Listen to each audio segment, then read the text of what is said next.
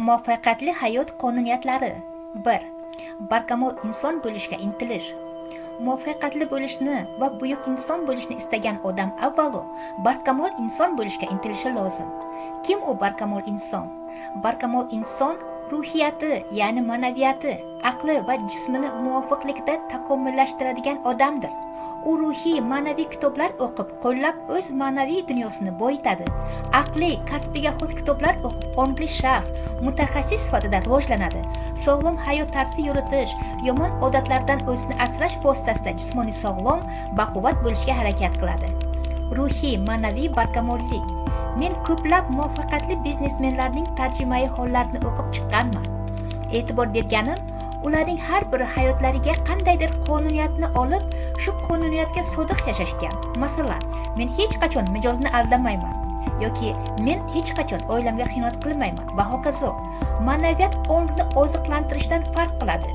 Ongni turli sohalardagi bilim bilan oziqlantirib, o'sha sohada muvaffaqiyatli bo'lish mumkin. Lekin parallel ravishda odam ruhiyatda, ma'naviy sohada oziqlanmasa, ma'naviy sohasidagi nuqson ish, biznes sohasidagi muvaffaqiyatiga salbiy ta'sir qilishi mumkin. Masalan, Gitler siyosiy maydonda muvaffaqiyatli edi, lekin ma'naviy sohada oziqlanmadi. Natijada ommaviy qirg'in, holokost, qotillik bilan shug'ullana boshladi va mag'lub bo'ldi. Ma'naviy sohadagi mag'lubiyati aqliy sohadagi muvaffaqiyatini yo'qqa chiqardi. Hozir hamma Gitlerni yutqazgan qo'mondon, sharmandalarcha o'z joniga qasd qilgan boshliq sifatida xotirlaydi. Ruhiy, ma'naviy barkamollik ko'rsatkichlaridan biri to'g'ri, halol bo'lishdir.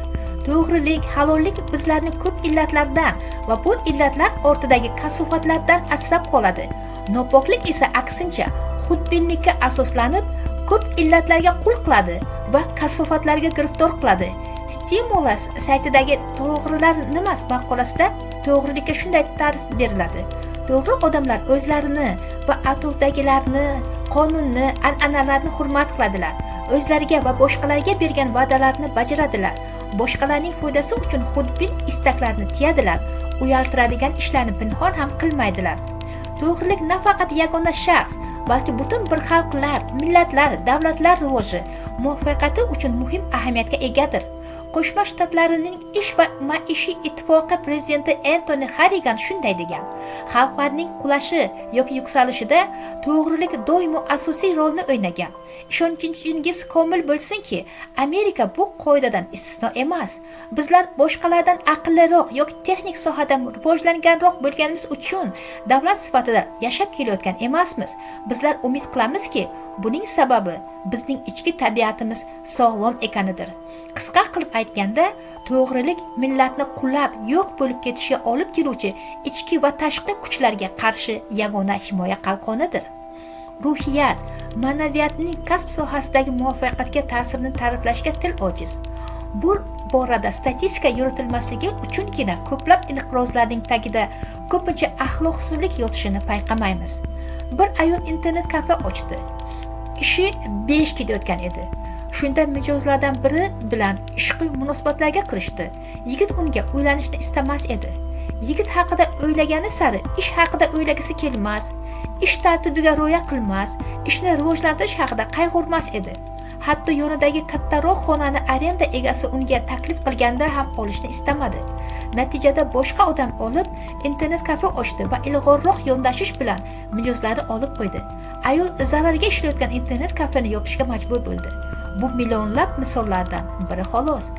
Yuksak ruhiyatli yoki ma'naviyatli kishi bo'lish uchun umumbashar qoidalarni bilish va rioya qilish, ya'ni o'zgalarga zarar yetkazmaslik, shuningdek, o'z sohasiga oid qoidalarni bilib, hayotga tatbiq etish muhimdir.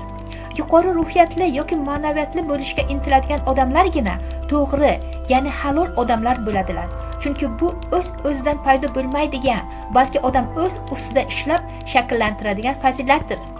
Odamning ikki dunyosini kuydiradigan illatlar xudbinlik, ochko'zlik, poraxo'rlik, hirslilik kabi ko'zga tashlanadigan va pinhon illatlarga qarshi faqat yuksak ruhiyat va ma'naviyat bilangina kurashish mumkin.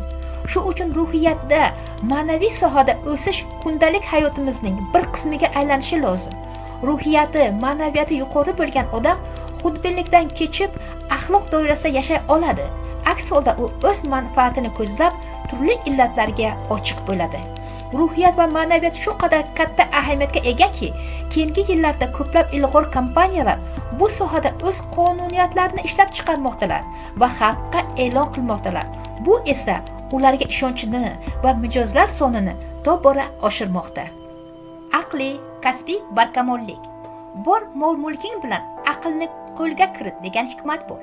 Shunga astoydil amal qilib yashasak, ham o'zimiz barakali bo'lamiz, ham boshqalar uchun baraka bo'lamiz. Agar odamlar aqliy va kasbiy kamolotga intilmaganlarida shuncha ixtirolar bo'lmas edi va hayotimiz kundan kunga ijobiy tomonga o'zgarmas edi. Texnika taraqqiyoti, elektronika taraqqiyoti, hayot tarzimiz o'zgarishi, qo'l telefonidan samolyotgacha, attraksionlardan osmon o'par binolargacha, bularning barchasi kimningdir aqliy mehnati hosilidir. Aqliy mehnatni va kasbida rivojlanishni sevish o'z sohasida muvaffaqiyatli bo'lishning omilidir. Oliygohni bitirgandan so'ng bir armiyan kursdoshimni uchratib qoldim. U bolalar jarrohligi bo'limi boshlig'iga turmushga chiqqani, uyda qancha ishi bo'lishidan qat'iy nazar, turmush o'rtog'i har kuni pediatriya sohasida adabiyot o'qishni talab qilishi, o'z sohasida ilg'or bo'lishga ruhlantirishini aytdi. Ularning ilg'orligining sirini anglayapsizmi? Har sohada men uzoq yillar davomida sinab murojaat qiladigan mutaxassislarning ko'pchiligi o'ylab qarasam rus millati vakillari ekan. Nima, gap millatdami? Yo'q, lekin rus millatida bolalarni, bir-birlarini doimo o'z ustida ishlash, bilim, tajriba orttish, ruhlantirish, buning muhimligini his etish va bu bilan faol shug'ullanish mavjud.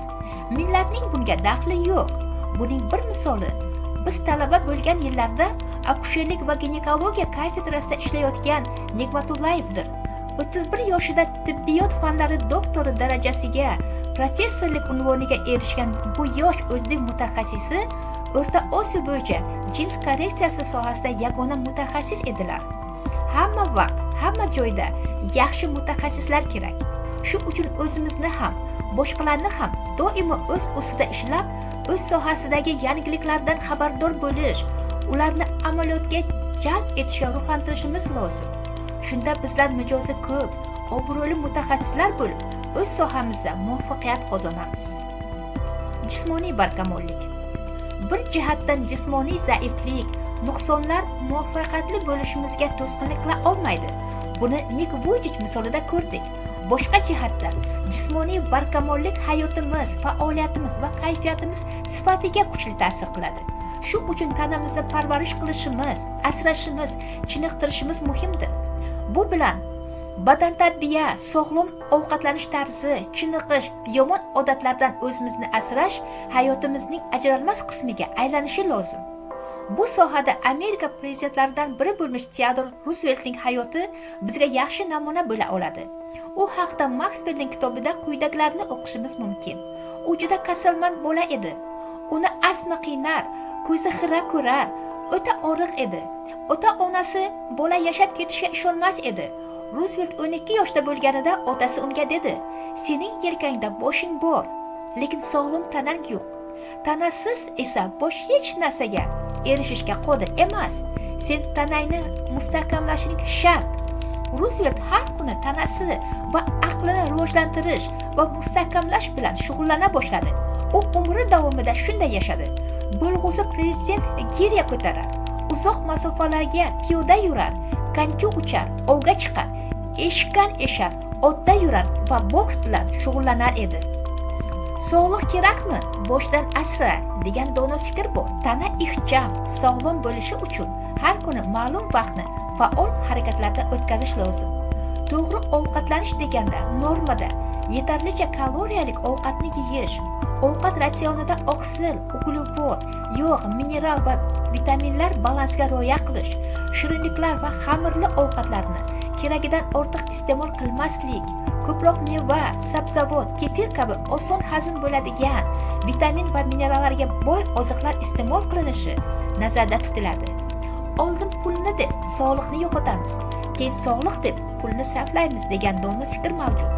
Sog'liq yo'qotilsa, hayot darajamiz ham, ish unumimiz ham yo'qotiladi. Shu uchun sog'liqni boshdan asragan ma'qul. Zamondoshlarimizdan misol keltirsak, bir qiz sog'lom hayot tarzi haqidagi kitobni o'qib qoldi. Bu kitobda yegan ovqatimiz yo'q bo'lib yig'ilmasligi uchun 18:00dan keyin ovqat yemaslik, sport bilan shug'ullanish kerak deb o'qiy boshladi. Men bularni hech qachon qila olmasam kerak dedi. Chunki u sportni uncha yoqtirmas edi. Ko'p non yer edi.